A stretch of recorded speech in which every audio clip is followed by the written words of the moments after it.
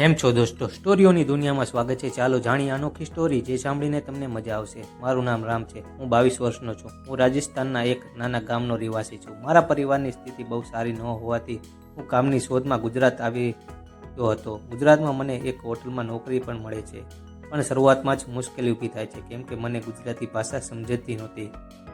તેથી લોકોને સમજવું મુશ્કેલ હતું. ગુજરાતના લોકોને પણ મારી ભાષા સમજાતી ન હતી. હોટલમાં કેટલાક વેટર અને કામદારો મારી ભાષા સમજતા નહોતા, તેથી દરેક મજાક કરતા હતા, પરંતુ હું હંમેશા શાંત રહીને પોતાનું કામ પ્રામાણિકતાથી કરતો હતો. હું ક્યારેક કોઈ સાથે ઉગ્ર બોલતો નહોતી.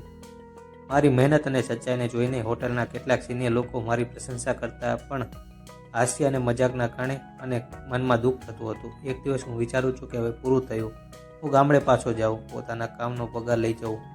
પોતાના નિર્ણયને લે એ સમય એ જ હોટલની માલકીન જે 29 વર્ષની હતી અને તે એક સંતાનની માતા હતી, મને બોલાવીને કહે છે, તું મહેનતું છે, તું જતો નહીં. જો તને ભાષા સમજાતી નથી તો હું તને શીખવાડીશ. મેડમ ખૂબ જ સમજદાર સ્ત્રી હતી.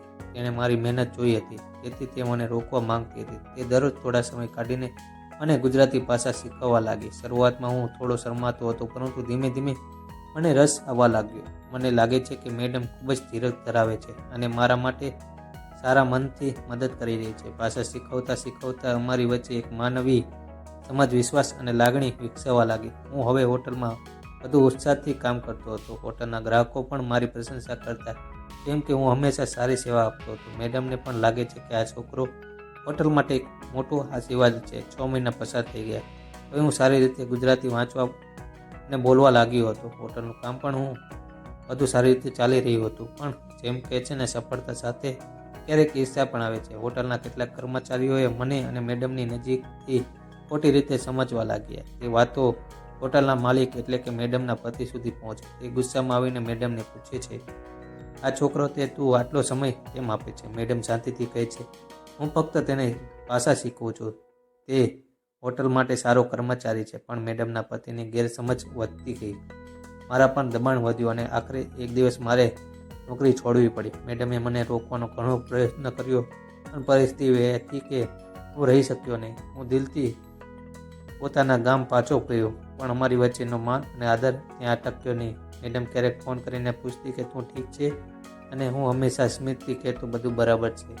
સમય પસાર થતો ગયો. હોટલમાં પણ હવે કામ સામાન્ય રીતે ચાલતું હતું, પણ મેડમ તે છોકરા જેવી સચ્ચાઈ ફરી કોઈનામાં ન દેખાય તેની યાદ આવતી. એક દિવસ તે વિચારે છે કે આ છોકરો એ મારી સાથે એક પણ શબ્દ પણ ખોટો બોલ્યો નહોતો. તે નિર્ણય કરે છે કે એકવાર જઈને એને મળી આવું, અને એ દિવસ એ ખરેખર રાજસ્થાન જવા નીકળે છે. જ્યારે મેડમ રાજસ્થાન પહોંચી ત્યારે હું આશ્ચર્યમાં પડી ગયો. મને વિશ્વાસ ન થતો કે મેડમ અહીં સુધી આવી શકે છે.